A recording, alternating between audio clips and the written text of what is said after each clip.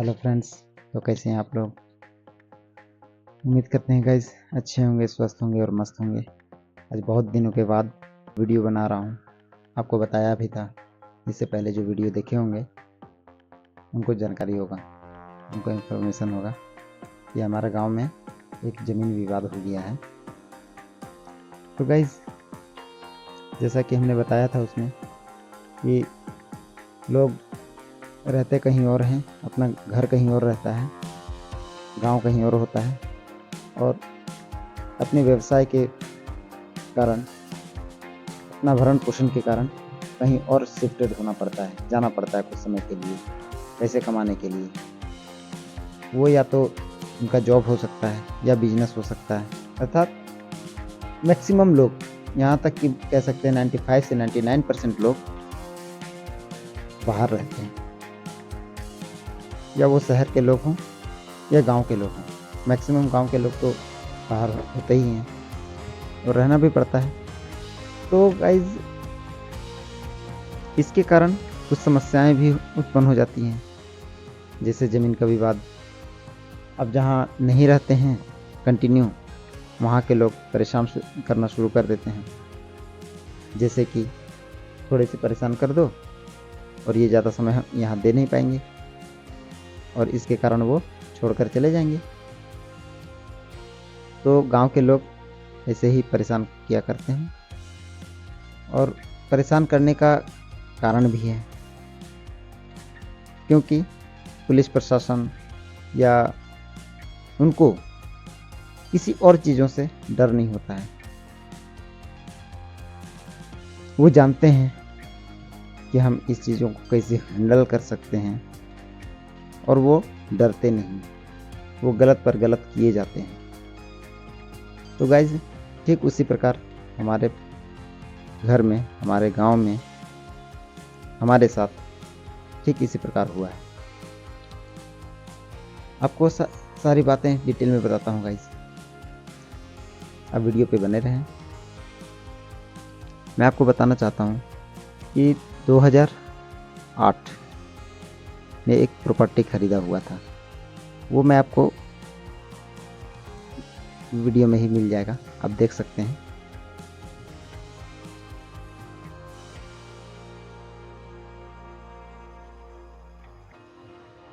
दो 2008 में लगभग हम लोग गांव में ही रहा करते थे जब हम छोटे थे। तब 2008 में हम लोग शिफ्टेड हो गए हैं वेस्ट बंगाल, और गांव हमारा पड़ता है गाइज झारखंड, गिरिडीह जिला, थाना बिरनी, और गांव का नाम है गाइज चानो। आप नेट पे सर्च करेंगे या जो जानते होंगे उन्हें पता भी होगा, गांव का नाम है चानो। तो गाइज वहाँ एक प्रॉपर्टी खरीदा हुआ है और चानो के ठीक पास में ही, यानी कि रोड के नीचे वृंदा नाम का जगह पड़ जाता है, गांव पड़ जाता है, और रोड चानो में पड़ता है। तो कुल मिलाकर प्रॉपर्टी जो है वो वृंदा पड़ जाता है और हम जहाँ रहते हैं वो चानो पड़ता है। तो फ्रेंड्स ये मैटर 3 साल पहले ही उठा हुआ था, जब हम लोग घर बनाने के लिए जा रहे थे, यानी कि 2020, 4 साल पहले 2020 में घर बनाने के लिए जब गए थे तो वो लोग परेशान करना शुरू कर दिए थे।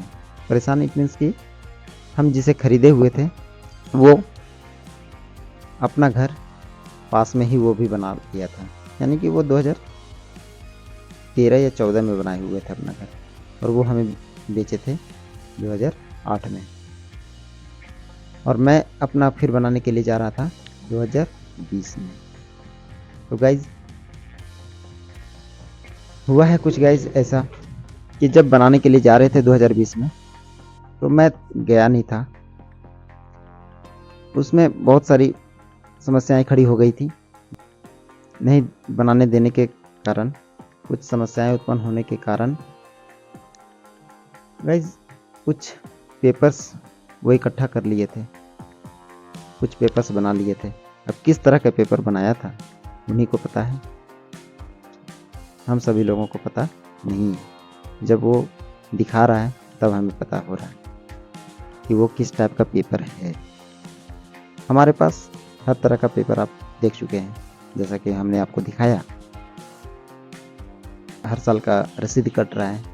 जब बनाने के लिए जा रहा था तो कुछ समस्याएं उत्पन्न हुई। वो जब मैं अपने घर वालों से बात किया कि क्या समस्याएं उत्पन्न हुई, तो हर लोगों का अलग अलग कहना था कि कुछ लोग पैसे मांग रहे थे, कुछ लोग बनाने से ही इनकार कर रहे थे।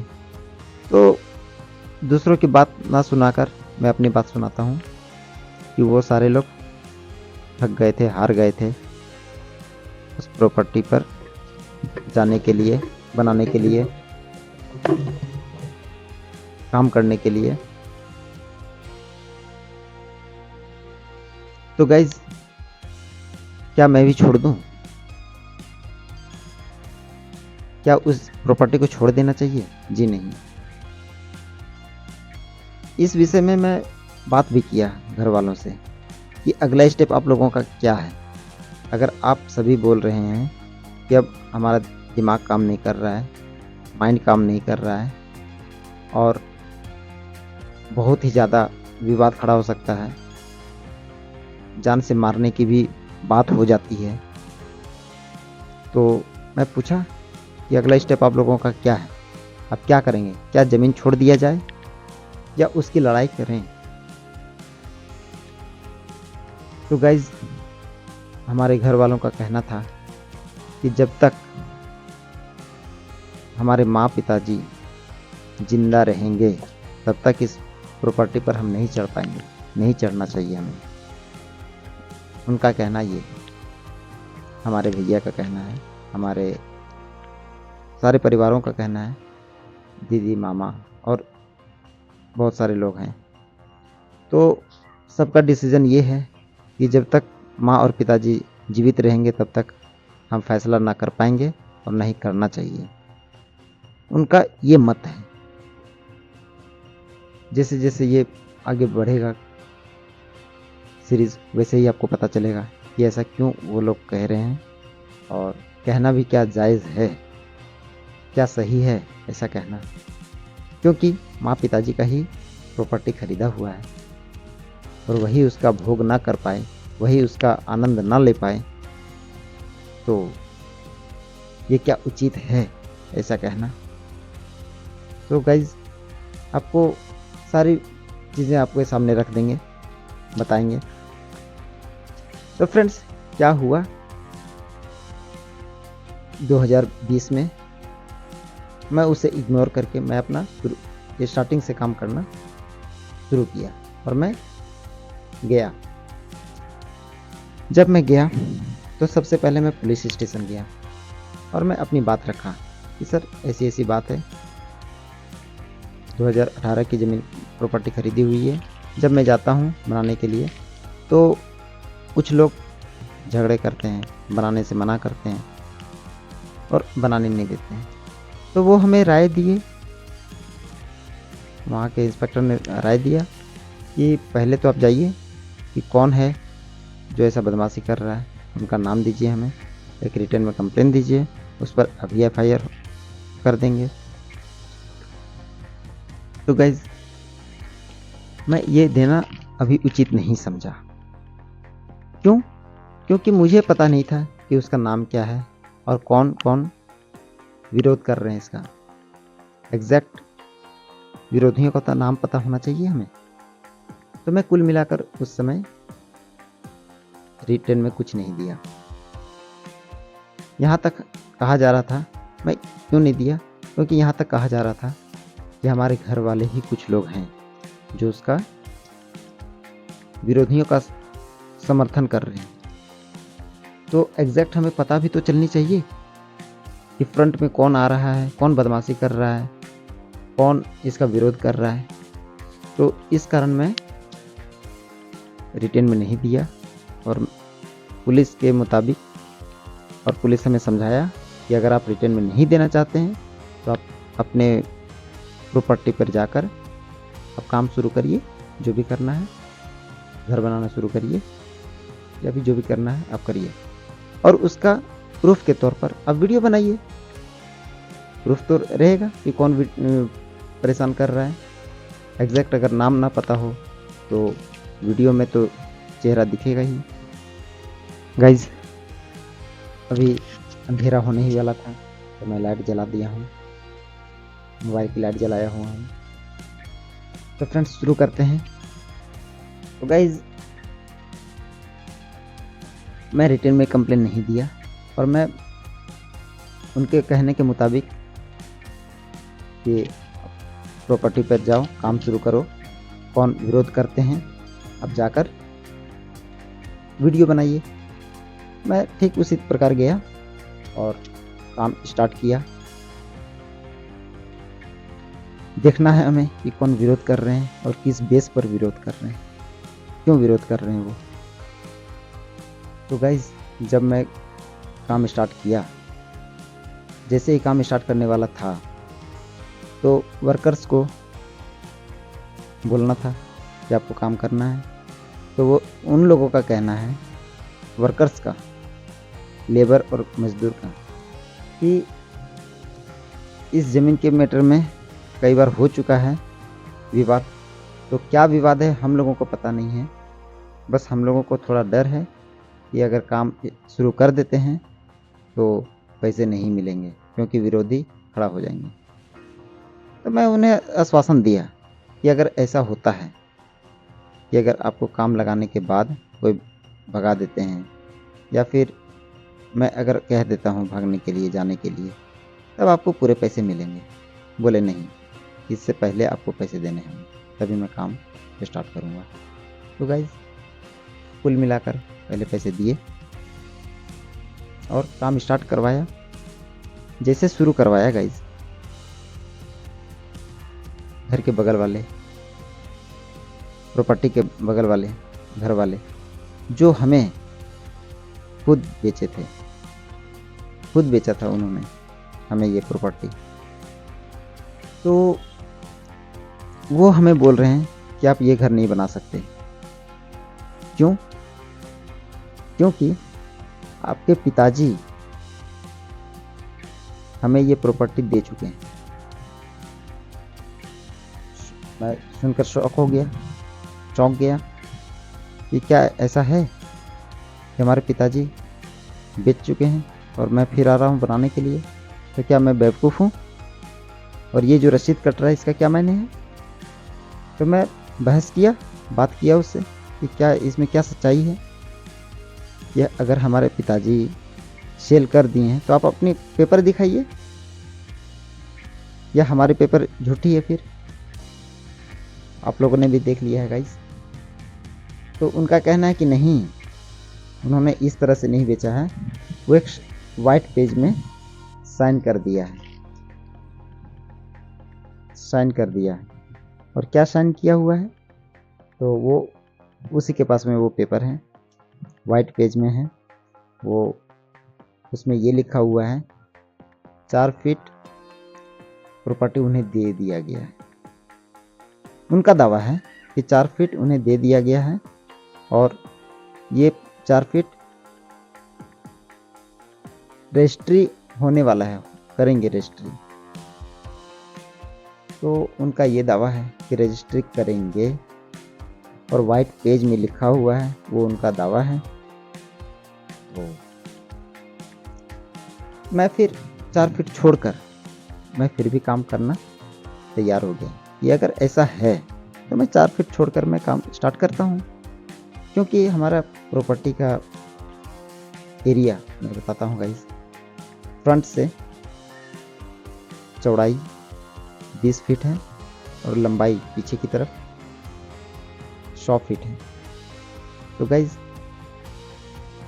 जैसा कि वो बता रहे हैं कि 4 फीट ये लिख दिया गया है, वाइट पेज में लिखा हुआ है, तो मैं ज़्यादा बहस किए बिना मैं 4 फीट छोड़कर मैं अपना बाउंड्री करना स्टार्ट किया। फिर भी वो मना कर रहे हैं। उनके कहने के मुताबिक फ़िलहाल के लिए छोड़ा हुआ था, इसे बाद में जांच किया जाएगा। इसके बावजूद वो परेशान कर रहे हैं इन्हें 16 फुट में भी नहीं बनाने देंगे। अब वो तो उनका जबरन वाली बात थी कि 16 फुट में भी नहीं बनाने दिया जाए, ये तो जबरन वाली बात थी।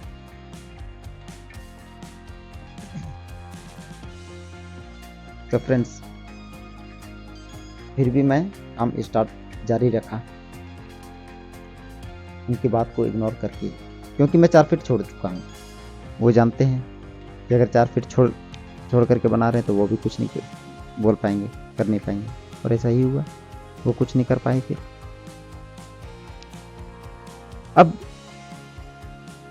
1 घंटे तक काम हुआ, उसके बाद एक नया बंदा आता है। वो कहने आता है कि मैं ये प्रॉपर्टी पर पूरा का पूरा मेरा अधिकार है, ये आप लोगों ने लिख दिया है, आपके पिताजी ने लिख दिया है। मैं ये नया बंदा है गाइस। तो फ्रेंड्स, मैं सुन करके फिर चौंक गया कि क्या ये हकीकत है? अगर हकीकत है तो हमें जानकारी क्यों नहीं है? हमने पूछा कि इसमें क्या सच्चाई है, पेपर दिखाइए। वो हमें दिखाने से साफ मना कर रहे हैं, साफ इनकार कर रहे हैं कि मैं नहीं दिखा सकता आपको, मैं काम बंद कर दूंगा जबरन, मैं आपको नहीं दिखा सकता, काम बंद कर दूंगा। बस सारे लोगों को भगा रहे हैं, लेबर को भगा रहे हैं, वहाँ जो वर्कर हैं उनको भगा रहे हैं। आप वीडियो देख सकते हैं।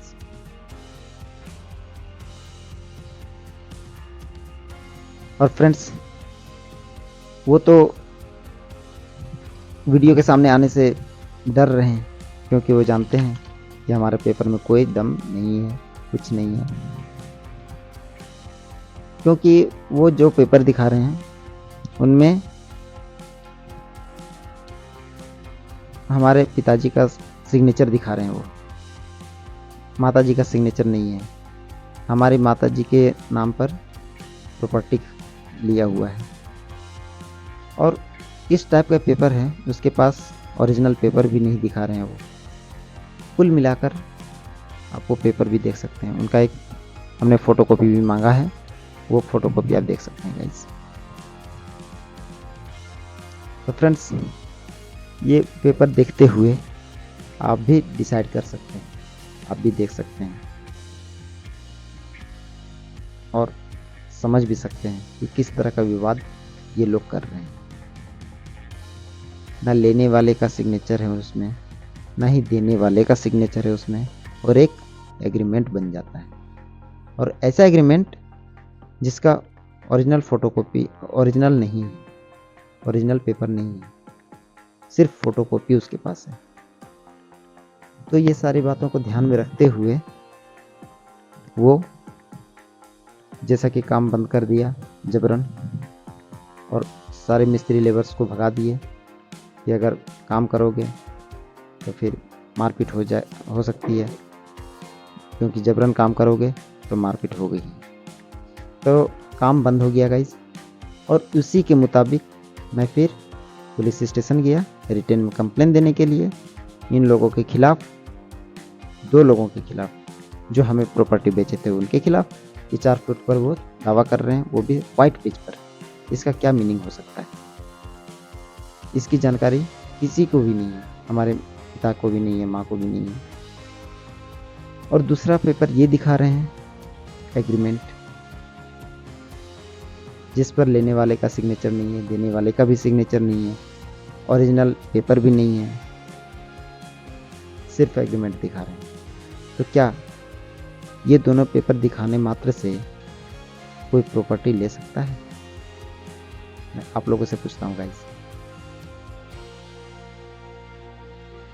तो ठीक इसी प्रकार, अब जैसे कि हम गांव पर नहीं रहते हैं अभी, तो ज़्यादा जबरन करना भी उचित नहीं होता।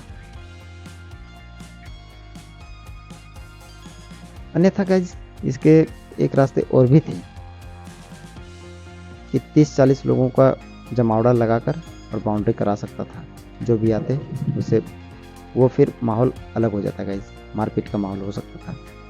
तो वो रास्ता नहीं अपनाकर और पुलिस स्टेशन गया, रिटर्न में कंप्लेन दिया, सारी बातें बताया कि ऐसी ऐसी बात है सर, आप वीडियो भी देख सकते हैं, वो भगा रहे हैं। तो मैं सारी बातें बताया पुलिस स्टेशन में, और वो रिटर्न में लेकर एफआईआर नहीं किया। एफआईआर नहीं किया पुलिस स्टेशन वाले। बड़े बाबू जो थे वो एफआईआर नहीं लिया। क्यों नहीं लिया? क्योंकि ये ज़मीन का मामला है, प्रॉपर्टी का मामला है, सो मैं नहीं ले सकता। हमने कहा क्यों ना प्रॉपर्टी का मामला हो, लेकिन वो जबरन कर रहे हैं, मारपीट की धमकी भी दे रहे हैं। आपको तो मैं रिटर्न में कंप्लेन दे रहा हूँ कि वो जान से मारने की धमकी दे रहे हैं। गाइस, पूरी वीडियो बनाना संभव नहीं था, बहुत लंबा वीडियो था, सो मैं आपको सारी वीडियो नहीं दिखा सकता था जो मारपीट की धमकी दे रहा था। तो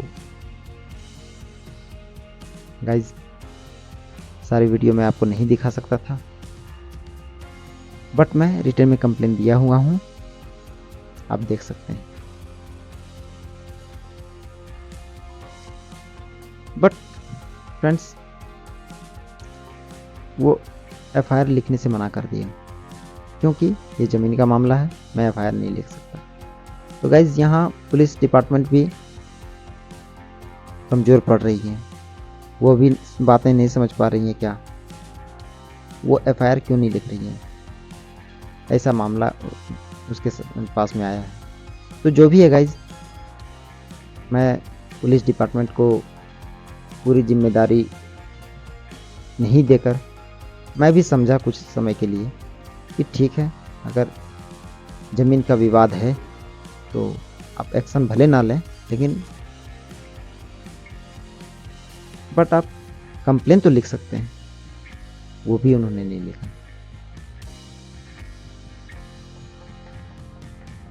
गाइज, ये पुलिस डिपार्टमेंट की कमी है और पुलिस स्टेशन की ये जिम्मेदारी बनती है कि वो कंप्लेन लिखे, बट उन्होंने ऐसा नहीं किया। तो फ्रेंड्स, पुलिस ने इतना आश्वासन दिया कि ठीक है, कंप्लेन तो अभी नहीं लिखूंगा, बट मैं स्पॉट पे आऊँगा, कौन ऐसा क्या कर रहा है। वो आई पुलिस, पैसे भी मांग रही थी। अब देखिए गाइज, यही होता है गांव वालों की पुलिस में और एक स्टैंडर्ड पुलिस जो शहरों में होते हैं, यही अंतर होता है गाइज। वो पैसे भी मांग रहे थे जाते जाते, तेल का किराया। तो फ्रेंड्स, इन बातों को ध्यान में रखते हुए मुझे समझ में आया कि यहाँ के पुलिस वाले कैसे हैं, और मैं पैसे नहीं दिया। मैं उचित नहीं समझा पैसे देना, क्योंकि हमारा मानना है गाइज, घूस लेना पाप है तो घूस देना भी बहुत बड़ा पाप है, बहुत बड़ा गलत है। तो इस कारण मैं पैसे नहीं दिया, क्योंकि उनका ये ड्यूटी था। और वो जांच करके चले गए और देखे, उनका भी पेपर देखे, हमारा भी पेपर देखे। उनका एक वाइट पेज जो हमने आपको बताया वो देखा, बट एग्रीमेंट वाले पेपर उन्हें लाने को कहा गया, लेकिन वो लाया नहीं। वो उन्होंने कहा कि मैं पुलिस स्टेशन में लाकर दिखाऊंगा, और वो पुलिस वाले भी मान जाते हैं। पुलिस डिपार्टमेंट इतनी कमज़ोर साबित हो रही है गाइस, आप देख सकते हैं। आपको अभी लाना पड़ेगा, ऐसा नहीं कहा उन्होंने कहा ठीक है,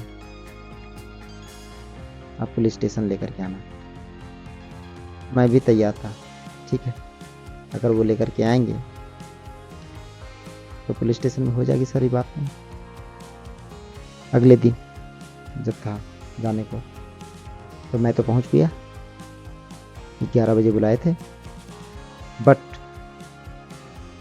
जिनको बुलाने को कहा गया था एग्रीमेंट पेपर लाने को, वो नहीं लेकर के गया। फिर अगले दिन 2-3 दिन तक लगातार कंटिन्यू वो नहीं आ रहे हैं। अब पुलिस स्टेशन वाले बड़े बाबू जैसा कह रहे हैं कि ये ज़मीन का मामला है, तो आप सीओ ऑफिस एक बार जा सकते हैं, वहाँ एक रिटर्न कंप्लेन दे सकते हैं कि आपके प्रॉपर्टी पर सीओ का क्या रिपोर्ट है, सीओ डिपार्टमेंट का इस प्रॉपर्टी पर क्या रिपोर्ट दे रहे हैं, फिर मैं एक्शन लूँगा उनके खिलाफ जो विरोध कर रहे हैं, मैं उनके खिलाफ एक्शन लूँगा। क्योंकि उनका एक एग्रीमेंट बना हुआ है तो मैं ज़्यादा एक्शन नहीं ले सकता। तो आप एक रिपोर्ट लेकर के आइए सीओ की तरफ से, फिर मैं एक्शन लूँगा, कार्रवाई करूँगा। जो भी करना होगा, अरेस्ट करना होगा तो मैं अरेस्ट भी करूँगा। गाइज, अब यहाँ पर हमारे पास दो ऑप्शन था कि या तो पुलिस के खिलाफ मैं कंप्लेन कर सकता हूँ एसपी के पास कि ज़मीन का मामला को हटाकर लेकर आता है, तो क्या वो कंप्लेन नहीं लिखे? क्या ये पुलिस डिपार्टमेंट की कमजोरी नहीं है? क्या वो बदमाशी नहीं कर रहे हैं? क्या वो घूस खाना वो भी नहीं चाह रहे हैं? और दूसरा ऑप्शन था गाइज कि मैं सीओ ऑफिस चला जाऊं और वहां से रिपोर्ट लाकर दिखाऊं पुलिस इंस्पेक्टर को। तो फ्रेंड्स, अब अगले दिन मैं जाता हूं सीओ ऑफिस। अब गाइज देखते हैं अगली वीडियो में, तब तक के लिए धन्यवाद।